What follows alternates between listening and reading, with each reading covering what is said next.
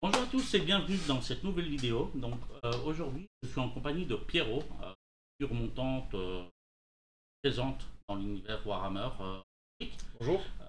qui va nous se présenter un peu, nous parler de sa vision du wargame et de sa manière de créer des équipes pour faire des tournois Warhammer en équipe. Voilà. Pierrot, à toi, parle-moi un petit peu. Bonjour, enchanté, moi c'est Pierrot, donc Pierre-François de mon vrai nom. Déjà merci à Julien de faire cette interview avec moi. Alors je suis hobbyiste maintenant depuis mes 10 ans, j'en ai 39, donc c'est 29 ans que je fais du hobby, que ce soit Warhammer Fantasy, Warhammer 40 000, Warhammer Age of Sigmar et tous les jeux associés. Voilà, je suis membre et président d'un club qui s'appelle les Inglorious Bastards et des événements bastardatoires. J'ai été également membre de la Tour d'Ébène au tout début quand j'étais jeune et ado et jeune adulte, je vais dire jusque mes 25-28 ans. J'ai bourlingué un petit peu dans les tournois et encore maintenant avec l'équipe Bastard, on va en Allemagne, on va en Hollande, on va en France, on va en Angleterre faire des tournois, etc. etc.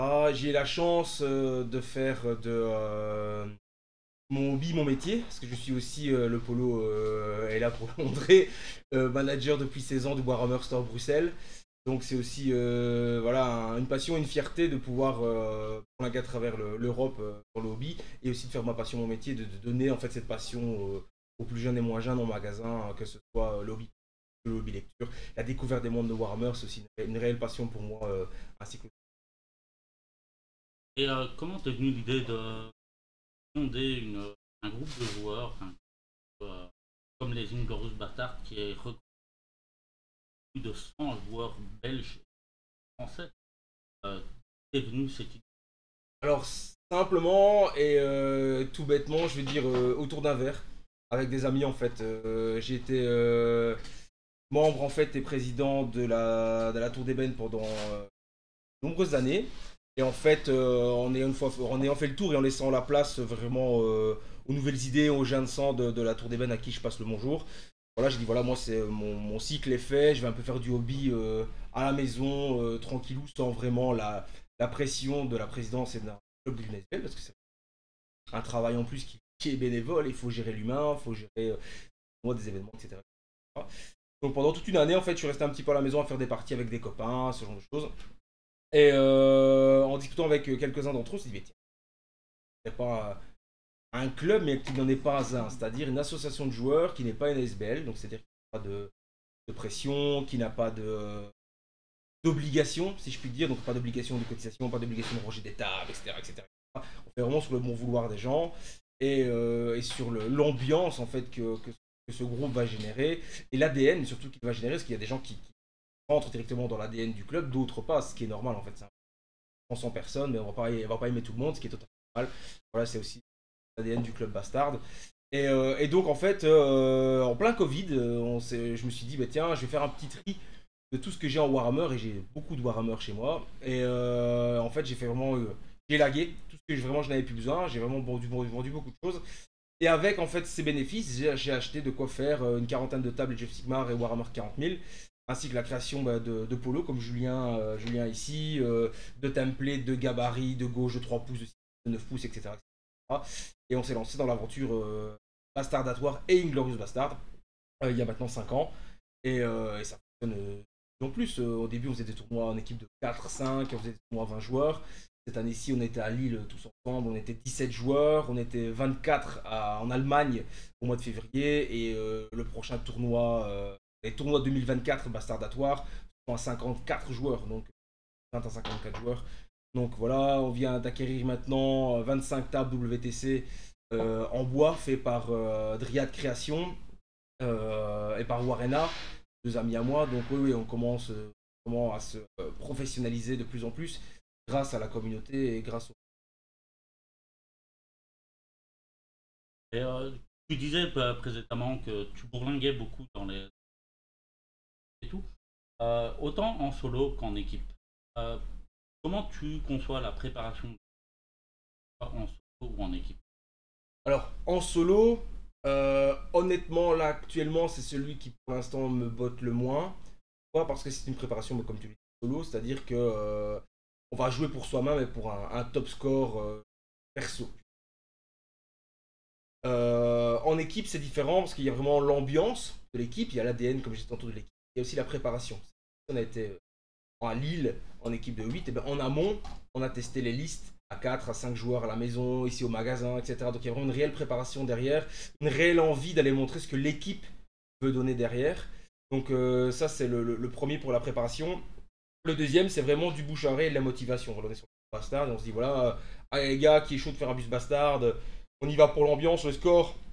Limite, je l'ai encore dit hier, pour lui, le score, on s'en fout. Ce qui est important, c'est les valeurs humaines que nous, on vient donner. Tu vois, tous les gens étaient contents de les bastards. Les gens rigolent quand ils entendent notre cri, tu vois. Donc, c'est ça le réel ADN, tu vois. Le score, c'est bien. Après, c'est des bouts de plastique. Et qu'est-ce qu'on gagne des bouts de plastique? Et à un moment, voilà, on va vraiment pour l'ambiance, l'ADN, montrer un peu ce qu'on veut ce qu'on vaut, pardon, par rapport aux meilleurs joueurs européens, que ce soit en Allemagne, en France ou en Hollande. Donc, on a eu l'occasion de faire les Worlds aussi, chose de extrêmement bien. C'est réellement qualitatif de pouvoir les affronter vraiment les vrais meilleurs joueurs européens. Voilà, la première partie, je joue contre un joueur de l'équipe norvégienne, extrêmement gentil, Danny Evelstad, et voilà, je prends une branlée monumentale, mais la partie a été incroyable derrière. On a fait du tac, on a discuté, on a bu une bière ensemble, il m'a rajouté sur Instagram, donc il y a vraiment une réelle communauté hobby au-delà du tournoi. Dire. Et pour revenir à ta question principale, pour la préparation, c'est vraiment de se dire tiens, c'est du mental. C'est comme les examens à l'école. Je veux dire voilà, j'y vais la fleur au fusil en mode c'est bon, j'étudie pas et j'y vais au talent. Ou est-ce que je me prépare avant parce qu'il faut se préparer. C'est la même pour les tournois. Voilà. Il y a des tournois où j'ai été sans préparation. En Allemagne, par exemple, j'ai été sans préparation.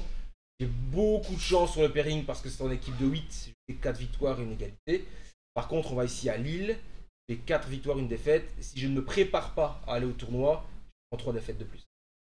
Parce que la préparation est ultra importante. Le fait de jouer contre un Sérafon, contre mon collègue d'Orient, le fait de jouer contre un Osiark, David qui a joué Osiark, c'est une réelle préparation contre une armée qu'on ne connaît pas ou qu'on connaît peu.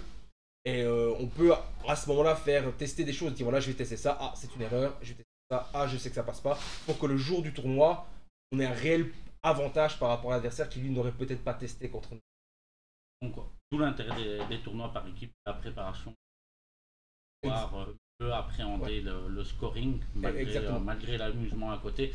Quelque chose qu'on ne retrouve pas spécialement en solo, moi je trouve, étant donné que je suis quelqu'un qui fait beaucoup de tournois en solo, Pierrot fait beaucoup de tournois en équipe. En termes de préparation en solo, on peut se préparer quasiment pas en fait. Enfin, pour ma part, je trouve qu'on ne sait pas se préparer en fait.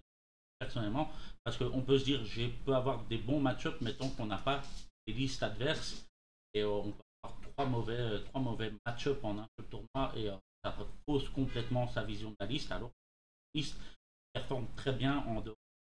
En équipe, l'avantage c'est qu'il est tout à fait possible de ne pas performer contre l'armée, mais on sait qu'on peut dire au capitaine de l'équipe voilà, contre ça j'y arrive pas, mais moi contre ça il y a moyen. Et c'est l'avantage des tournois par équipe. Et c'est ce qui m'a donné aussi envie de me lancer en tournoi par équipe après mon tournoi passé à Lille. J'étais d'ailleurs avec une deuxième équipe de Bastard. D'ailleurs, en parlant de ce tournoi, parle-nous un petit peu de tes parties lors de ce tournoi, tes ressentis. Toi, tu as joué des moments forts, dérangeants, des frustrés, ceux qui n'ont plus. Un petit peu. Alors, on a eu l'occasion de faire 5 parties contre 5 équipes différentes françaises ce week-end, avec l'équipe Inglourious Bastard 1.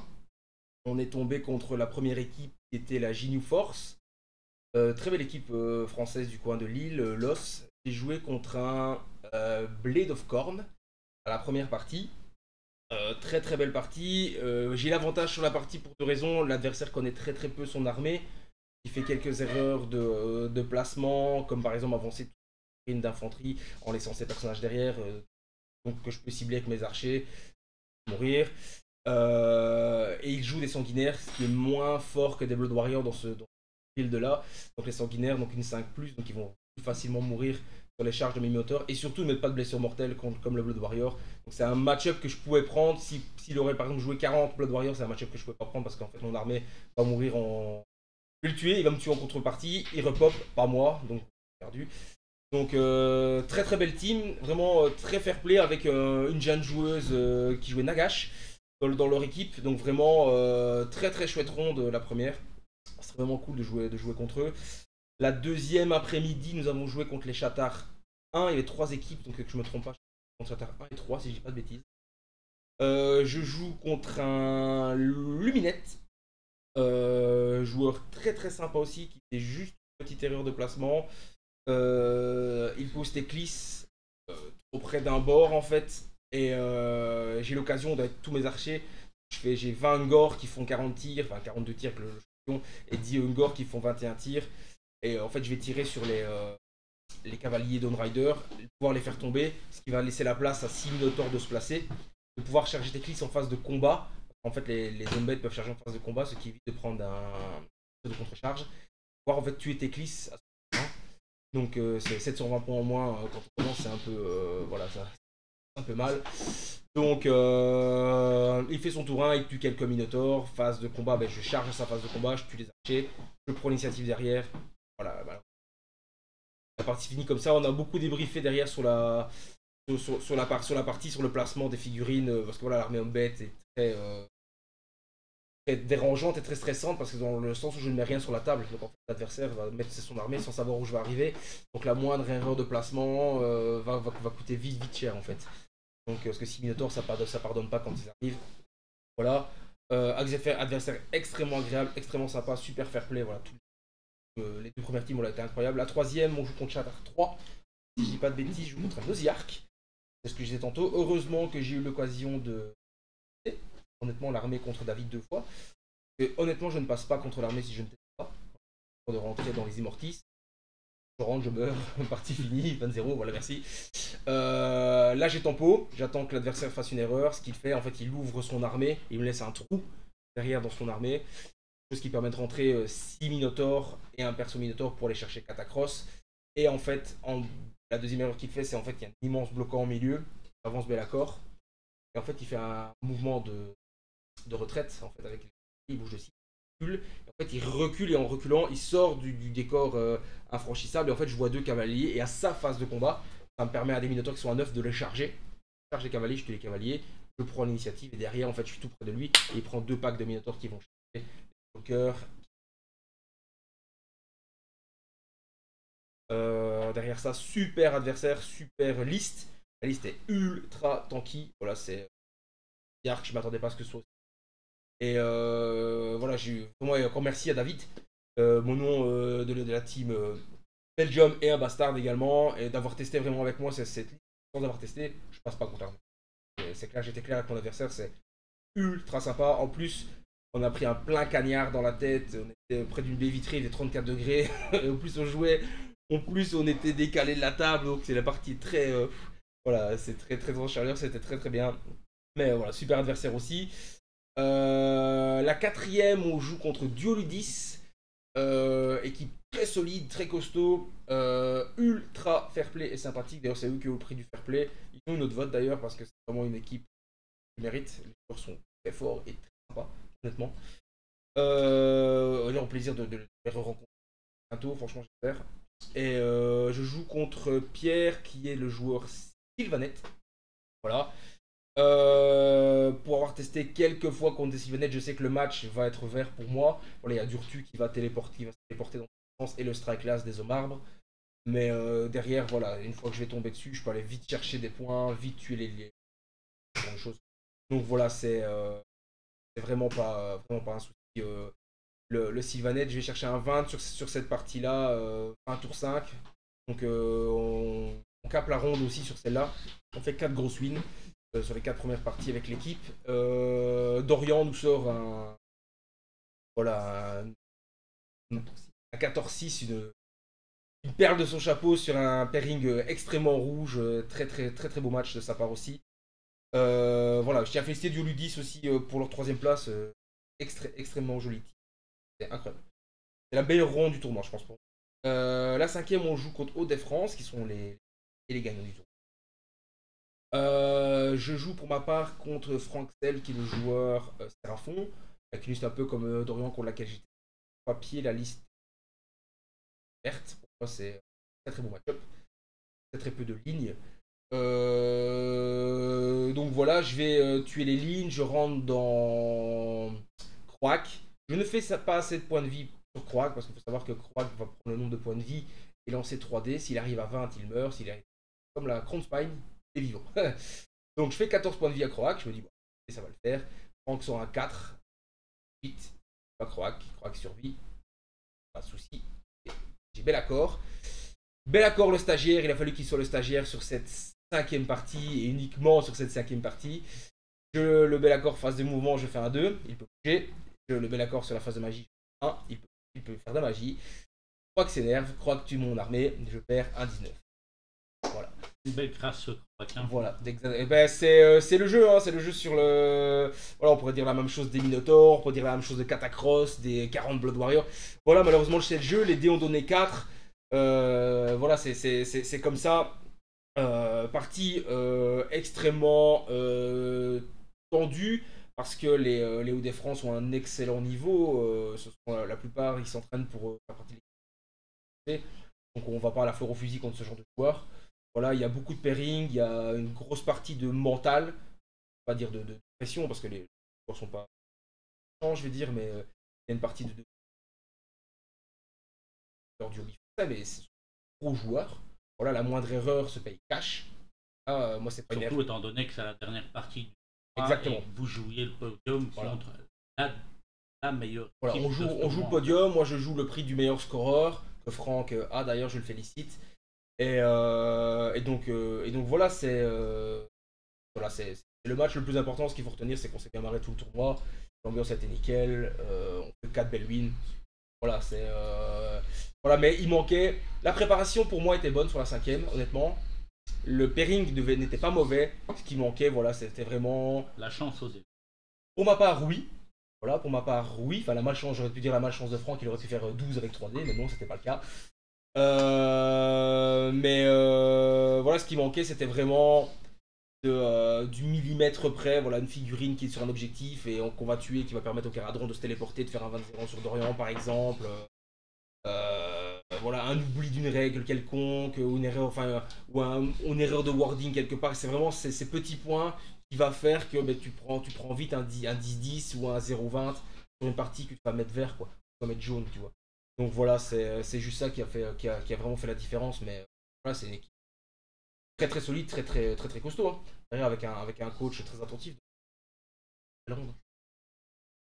Merci d'ailleurs Utopolis pour avoir organisé ce tournoi. Donner l'étape chez un abonné, on va dire. Là-bas, ça prend ou en avec le nouveau manuel du général et de une nouvelle armée ou tu vas rester sur tes... Alors j'attends la mise à jour des points pour voir un peu si je vais rester sur Beast of Chaos pour les tournois en équipe. Donc il y aura le Nord au mois de septembre, la Tour d'Ébène au mois d'octobre et le mien en novembre. Tous en équipe, donc je ne sais pas exactement quand je vais partir. Si les points restent les mêmes, je partirai sans doute à mon avis sur Beast of Chaos. Si les points ne changent pas trop ou sont modifiés un petit peu, je tenterai bien Hedonite of Slanesh, ça m'intéresse vraiment pas mal en fait. Le gameplay de mouvement, tir m'intéresse vraiment beaucoup. Donc j'attends vraiment le manuel général avec impatience. La semaine prochaine, samedi prochain, pour voir un petit peu à quelle sauce mes hommes-bêtes vont être mangés. J'espère pas de trop d'augmentation. Et peut-être un petit peu regarder pour faire une liste Hedonite of Slanesh. À mon avis, sans Be'lakor, peut-être avec Glutos, j'aime beaucoup la figurine. Donc voilà, c'est les deux armées qui pour l'instant me tentent bien pour... Ok. Ben voilà, c'est tout pour cette vidéo, je vais dire, hein, de présentation de Pierrot. Grâce à lui un petit peu.